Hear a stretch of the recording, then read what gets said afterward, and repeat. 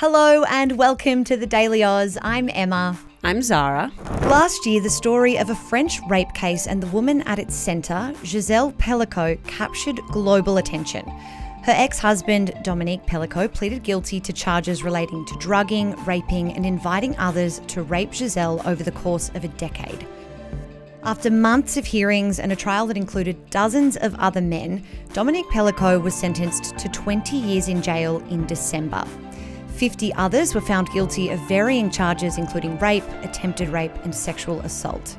Now, this story is back in the headlines after the founder of a website that Pelicot used to recruit other men to rape his wife while sedated was charged by French police. And this is a story that I think has stuck with so many people. It was so traumatizing, so distressing to learn about.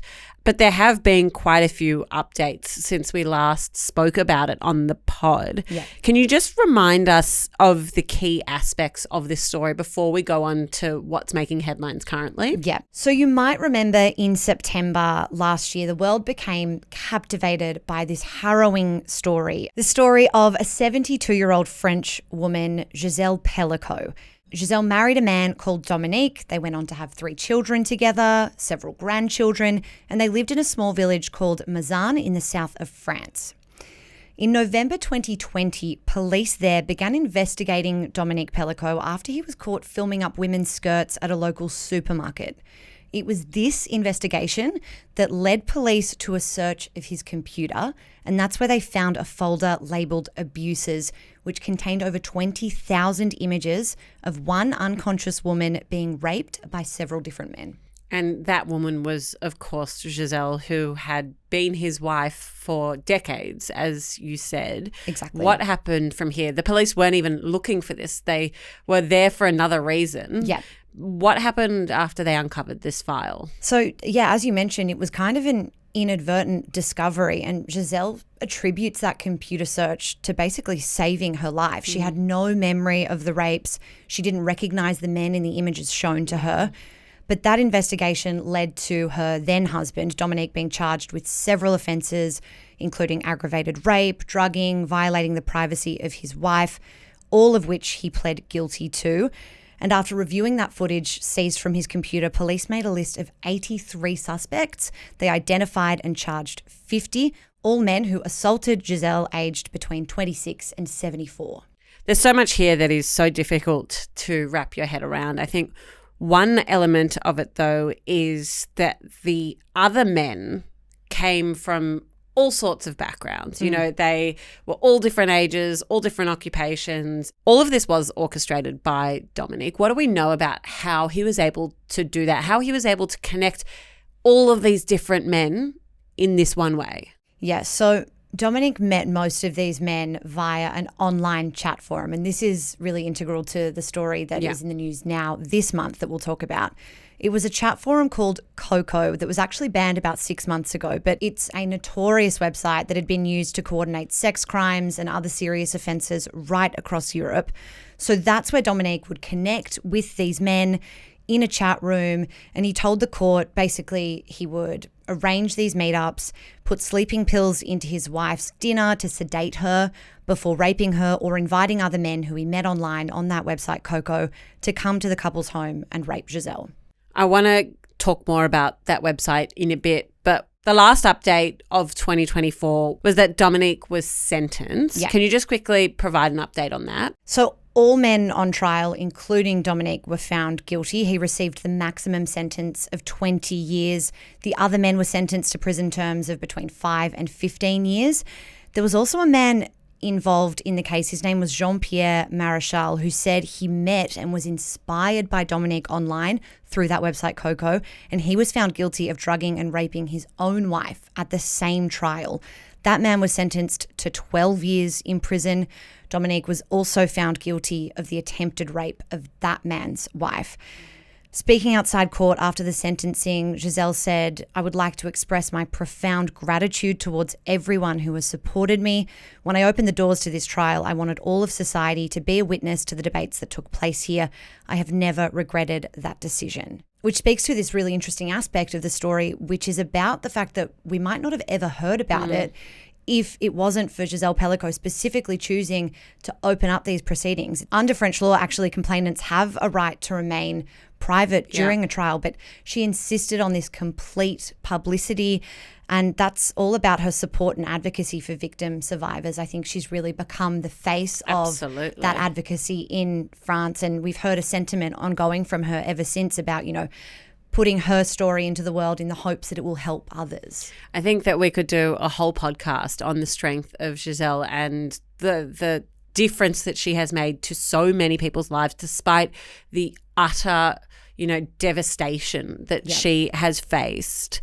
I want to turn back to something that you mentioned earlier, which was that these men were all on the same website and that this website was able to exist until just 6 months ago. Yeah.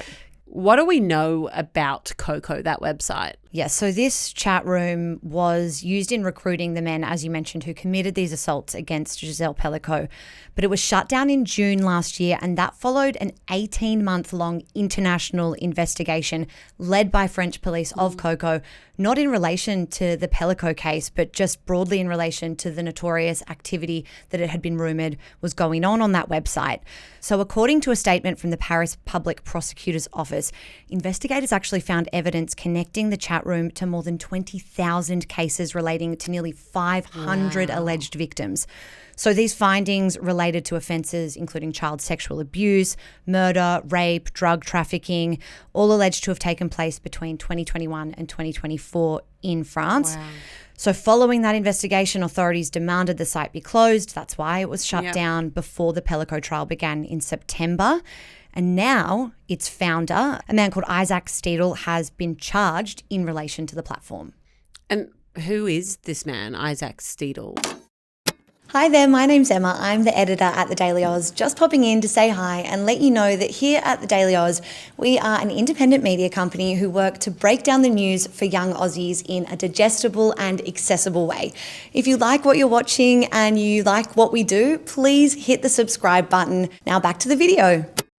So he's a 44-year-old Italian national. He actually grew up in the south of France but has been living in Bulgaria. His home was searched in Bulgaria at the request of French officials during that 18-month-long investigation into Coco. But he wasn't arrested concerning those inquiries until last week. So on Thursday, he was taken into custody in France and charged with several offences relating to organised crime, drug trafficking, child sexual abuse, and administering an online platform to facilitate illegal transactions. Now, he has since been released from police custody. He was granted bail for €100,000. That's about 166,000 Aussie dollars. So he's no longer in detention, but he has been banned from leaving France as these inquiries continue. He's expected to plead not guilty to these charges, though, and that's after his lawyer spoke to French media, saying that Seidler firmly denies the accusations made against him and plans to cooperate fully to prove his innocence. So now we kind of await a formal plea to be entered, and this could very well become the next chapter of this story or the next French trial that will capture the world's attention. What I find fascinating is that, sexual violence is not a new thing and it's pervasive. It doesn't discriminate geographically, no matter what, and at every, time and place. But what's so interesting is now there's this new frontier and the way that technology can, or I guess cannot, enable this sort of behavior and how authorities will be able to keep up. The fact that this website was only closed down 6 months ago, I think shows the way in which we still have to transform and develop in order to keep up with these changes. Yeah, absolutely. And especially in a place like France, a country that had been previously criticised for being slow to the uptake of the Me Too movement. It's been criticised for its sexual violence laws.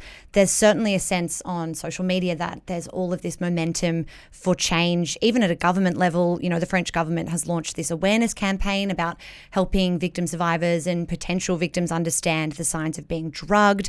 There's been discussions about expanding the legal definition of rape in France, which currently lacks clarity around consent.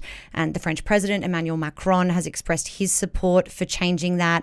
And so, all of this combined kind of marks this significant step towards addressing sexual violence in a country where you could argue, it hasn't been something that has been spoken about freely and publicly in such a way. There are always moments that can ignite a national or indeed a global discussion, but whether or not this case and the strength of Gisèle Pelicot is able to create meaningful change, I think is something that we'll all be waiting to see and keeping a keen eye on.